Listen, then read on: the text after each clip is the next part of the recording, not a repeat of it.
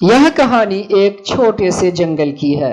उस जंगल में रानी कौवी और राजू कौवा रहते थे। वे बहुत ही बुरे थे। वे पक्षियों का जीना हराम कर रखा था। वह दिन भर जंगल में घूमते और उसे जिस पक्षी का दाना या अंडा मिलता उसे उठाकर ले जाते। अगर कोई पक्षी उसे इसके लिए कुछ कहते तो वह साफ इनकार कर देते। एक दिन दोनों अपने घोंसले पर बैठे होते हैं। राजू जी, बहुत दिन हो गए किसी पक्षी का अंडा खाए हुए। अब मुझे कमजोरी सी लग रही है। अगर मैं कोई अंडा खा लिया तो ये कमजोरी दूर हो जाएगी। पर अब तो पक्षियों को पता चलने लगा है कि हम उसके घर से चोरी करते हैं, इसलिए सभी पक्षी सतर्क हो गए हैं। तो क्या हो गया?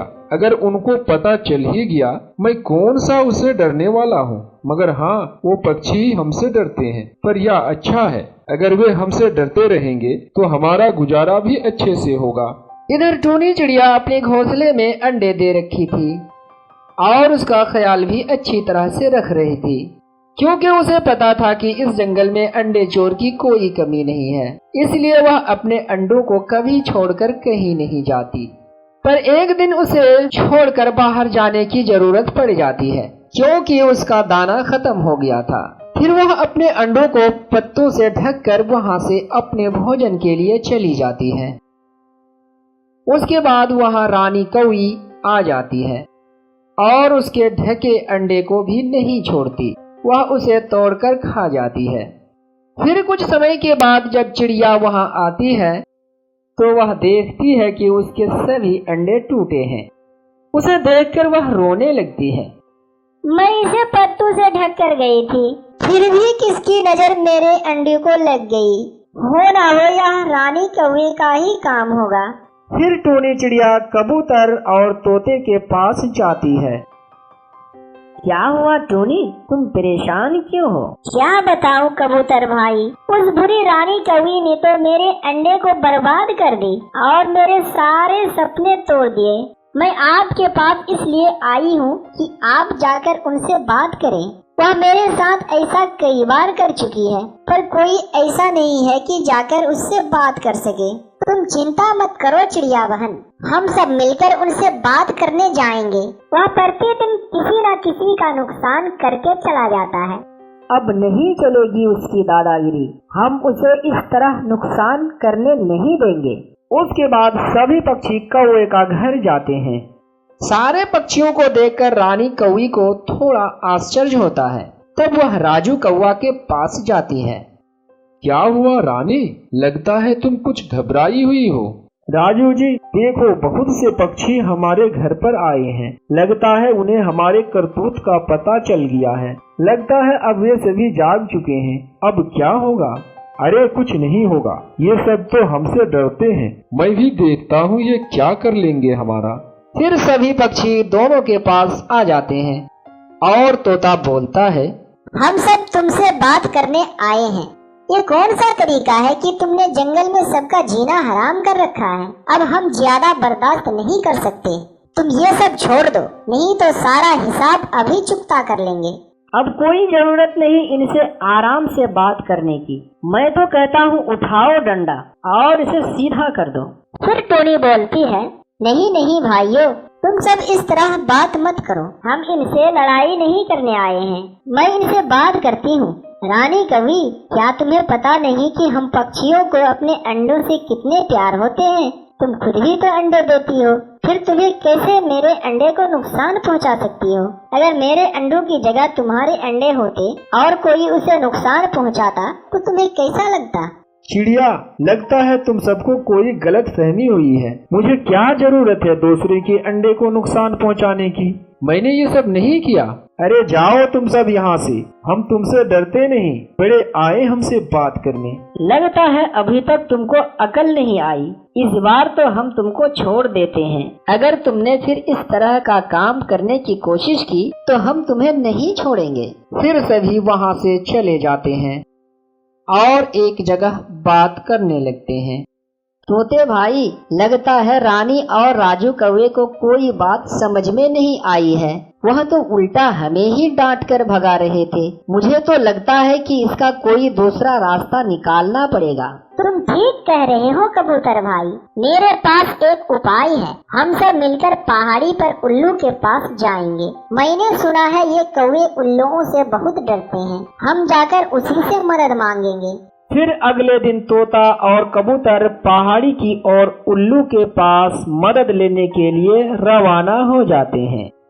कुछ समय के बाद वह उल्लू के पास पहुंच जाते हैं। उल्लू भाई, हम बहुत लंबी सफर करके आपके पास आए हैं। हमारे ऊपर कौवे ने मुसीबत का पहाड़ तोड़ रखा है, इसलिए हम पक्षियों का घर से भी निकलना मुश्किल हो गया है। हम जैसे ही घर से निकलते हैं वे कौवे हमारा नुकसान कर देता है। कभी तो दाना लेकर भाग जाता है और कभी हमारे अंडों को तोड़ कर खा जाते हैं। इसलिए हमें आपकी मदद की जरूरत है। अगर आप उन्हें अपने भाषा में समझाएंगे तो वह बहुत जल्द ही समझेगा। अच्छा, तो ये बात है। तुम सब चिंता मत करो, हम उसकी अच्छी तरीके से खबर लेंगे। बस एक बार मुझे उसके पास ले चलो। फिर उल्लू तोता और कबूतर के साथ कौवे के घर की ओर आ जाते हैं। कुछ समय के बाद वे कौवे के घर पहुंच जाते हैं। क्या बात है कौवे, तुम दोनों की बहुत शिकायत सुन रहा हूँ। तुम इन पक्षियों पर जुल्म क्यों करते हो? नहीं नहीं उल्लू जी, लगता है आपको किसी ने गलत खबर दिया है। हम भला ऐसे क्यों करेंगे? अपने ही जंगल के पक्षियों को क्यों परेशान करेंगे? ये सब तो हमारे पड़ोसी हैं, और पड़ोसी को भला कौन तंग करता है? हो सकता है टूनी चिड़िया ने आपसे शिकायत की होगी, क्योंकि उसके अंडे को कोई नुकसान कर दिया है। इसलिए वह सबको लेकर मेरे घर आई थी, तो मैंने मना कर दिया। शायद इसलिए उन्होंने ही शिकायत की होगी। हम पर विश्वास करें उल्लू जी, हमने ऐसा कोई काम नहीं किया है। तुम दोनों कान खोलकर सुन लो, मेरी बात तो तुम्हें माननी ही पड़ेगी, क्योंकि जंगल के सभी पक्षी ने मुझ पर विश्वास किया है और मुझे ही फैसला करने को कहे हैं। इसलिए मुझे फैसला करना ही पड़ेगा, और मेरा फैसला है कि तुम दोनों को यह जंगल छोड़कर जाना होगा, और अगर तुम शाम तक यहाँ से नहीं गए तो फिर हम तुम दोनों को मार डालेंगे। यही हमारा फैसला है। अब यह फैसला नहीं बदल सकता। ठीक है उल्लू भाई, आपका जो फैसला है हम उसे मानने के लिए तैयार हैं, पर आप हमें मारे नहीं, हम जंगल छोड़कर चले जाएंगे। उसके बाद उल्लू और सभी पक्षी वहां से चला जाता है। फिर कौवे भी वहां से जाने की तैयारी शुरू कर देते हैं। चलो रानी, अब हमें यहाँ से जाना ही होगा, नहीं तो अब ये पक्षियाँ हमें नहीं छोड़ेंगे। पर राजू जी, अब हम कहाँ जाएंगे? हमारे पास तो इसके अलावा दूसरा घर भी नहीं है, और किसी नई जगह पर जाकर बसने में तो बहुत समय लग जाएगा।